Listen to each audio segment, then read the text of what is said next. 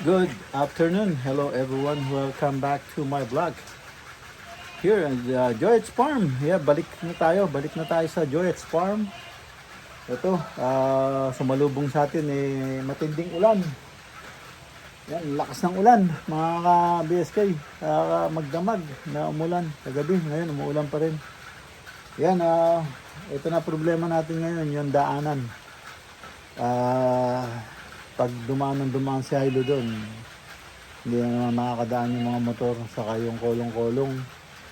So kaya yun, mga ka-BSK, pakainin muna natin yung ating mga puppies, mga aso, at saka yung ating alaga doon, mga kambing, yan, manok, bibi, yan. Samahan nyo po ako itong maulan na araw, mga ka-BSK. Yan po yung weather sa amin ngayon, no?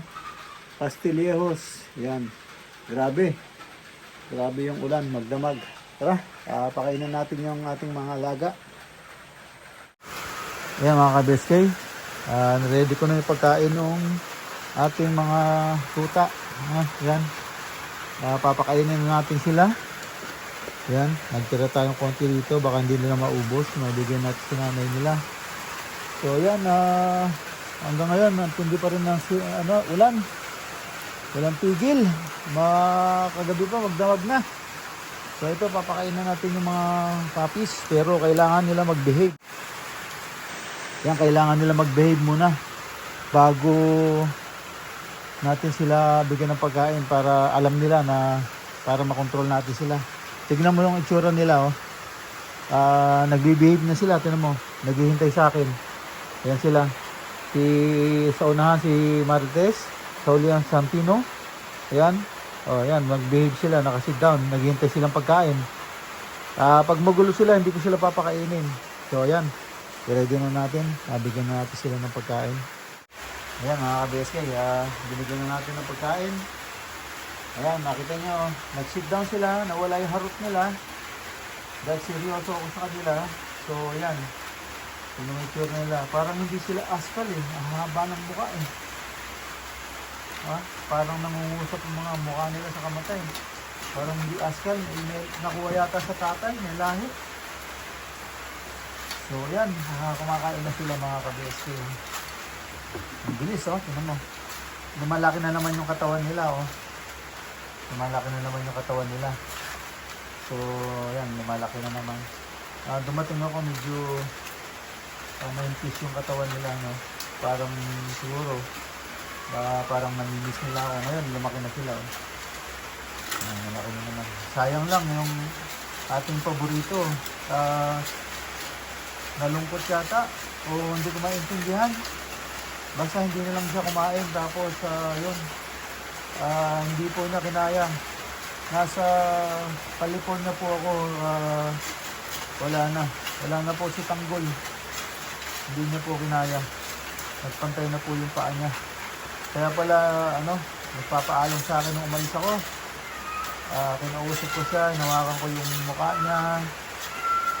Yun, pero parang umiiling siya. Malungkot na malungkot yung mukha niya. So, yun, mga ka-BSK, talagang ganyan ang buhay. Hindi ko na siya nakita. Pinapadala ko sa vet, pero wala na. Hindi na kinaya. Nung sabihin sa akin, bilis 2 days lang. Ayun na. Ayan, naubos na nila mga ka-BSK. So, tingnan natin. Bigyan natin sila ulit ng tira para maubos. Maubosog sila. Ayan. A few moments later. Ayan, yung mga manok. Papakainin na natin. Ayan sila, nagkakagulo na. Ayan.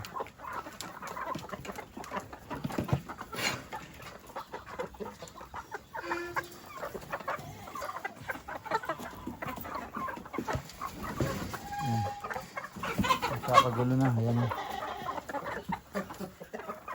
ating mga manok. Ayan po isa. So pakainin na natin sila.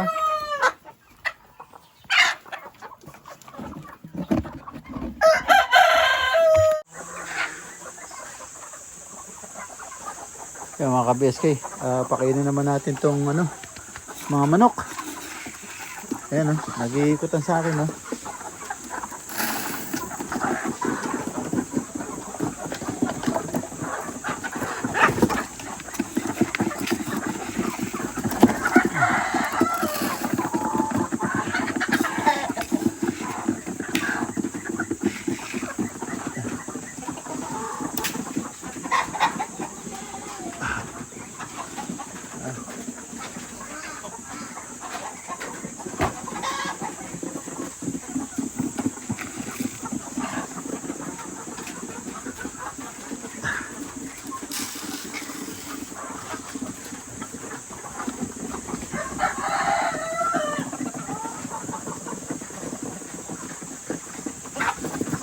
Sila. Yun, may iklog doon sa lupa oh. Dalawa, saka yung pa isa oh. Tatlo.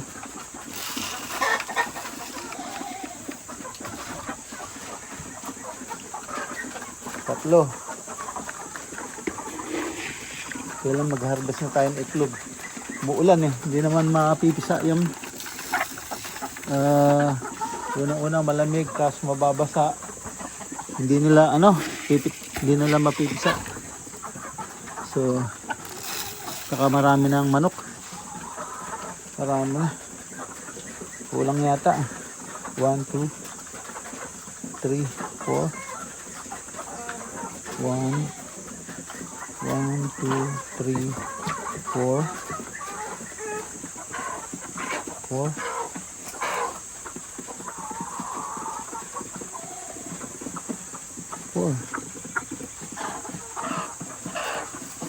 Ayan mga ka-BSK, yan naman yung mga baby sa labas oh.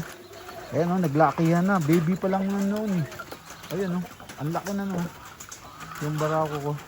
Kasabay to, barako rin to. Ayan, ang lalaki na nila oh. Ayan na. Yung sisiyo na pinakawalan ko, ayan na. Buo na yung pakpak oh. Yung inopera namin, ayan oh. Buhay. Inopera namin yan na wakwak yung ano. Yan. Pinahi namin yung tiyan yan. Lumabas yung bituka. Yan mga ka-BSK oh. Bilis nilang lumaki. Yan, papakainin naman natin yung ano, mga gansa naghihintay sa mga bibi. 346 minutes later. Ayan mga ka-BSK, at dito naman po tayo sa store, sa 167 store. Yan, nako, super busy po itong tindahan na to. At school supply, yun ang target ng ating mga mamimili. Yan o, napakarami.